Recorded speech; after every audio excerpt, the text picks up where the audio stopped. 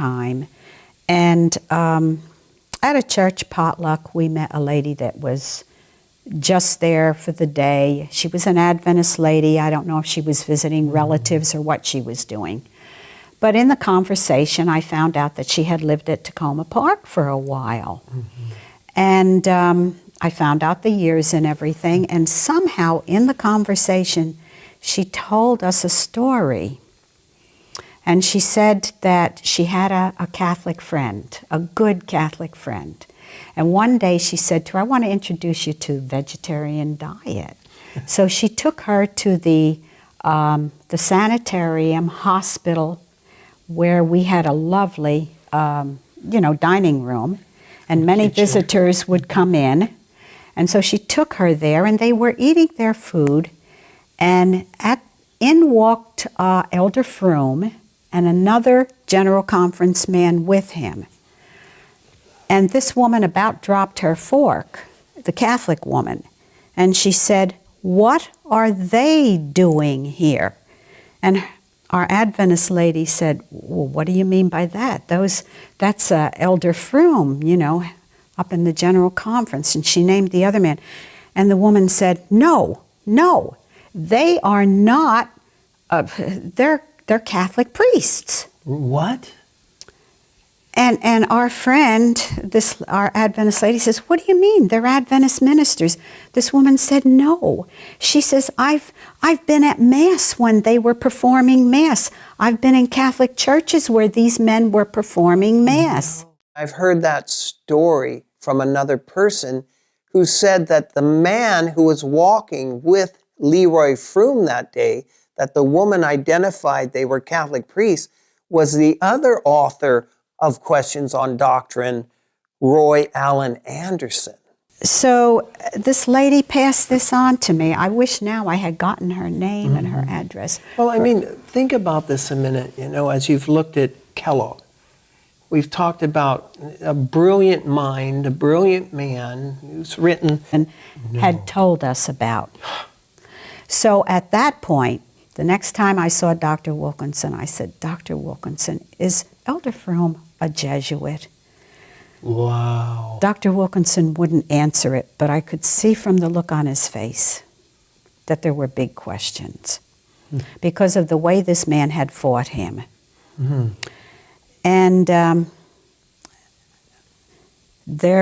we also had the book Questions on Doctrine. That's what I want to talk about here. Questions on Doctrine written, and there were 3 men. Dr. Wilkinson, one day we came to his house and he was pacing up and down, and he had a manuscript in his hand. And he said, "This is a book they're getting ready to print."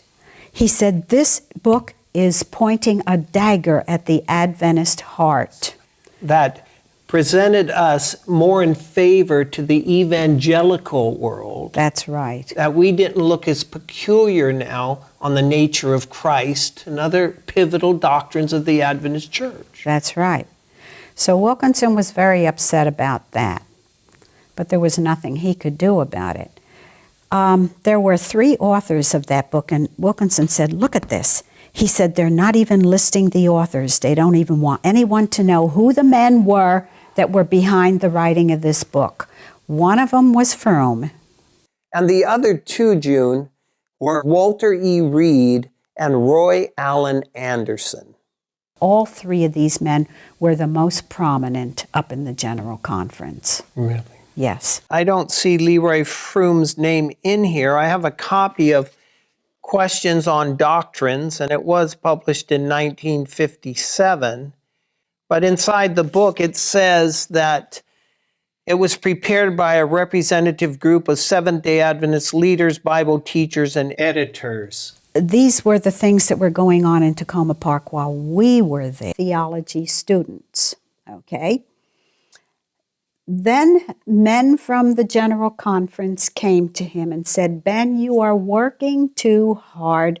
We're going to relieve you of some of your duties.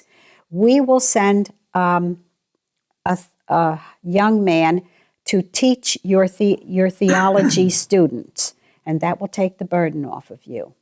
So, okay, Ben went along with it, And this young man came and he began teaching our theology students.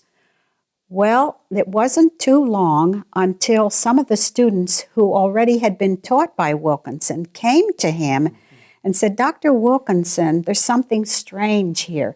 He doesn't seem to be teaching what we have always taught and what we believe. So it was very insidious, but some of these brighter young men were picking up that there was something wrong here. Well, Dr. Wilkinson did not walk in and confront this theologian. He just simply began watching the mail. Out in the hallway was kind of a pigeonhole. There was a pigeonhole where all of the mail of all the various teachers and everything was put in. So and the pigeonholes are open, they're not closed. So Wilkinson's watching this professor's mail. And one day this manila envelope comes in, and Wilkinson sees the return address coming from Georgetown University, and Wilkinson took that manila envelope into his office. He steamed it open, and he read its contents. I believe it was the first Jesuit university in the United States. That's right, it was. This is where Bill Clinton went to school. Yes, of course he was intrigued when he saw that address. When he opened it up, he found the instructions in there as to what this man was to teach the theology students for the next few weeks or the next month. So he was evidently getting monthly instructions as to what he was to teach. He was a plant, a Jesuit plant.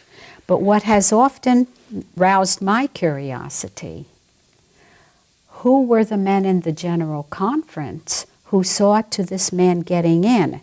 And I will get to that a little later. Okay. Anyhow, Wilkinson called this man into his office, and he put the mail in front of him. He said, I know who you are, I know why you are here, and I know where you come from. He said within the hour, the young man was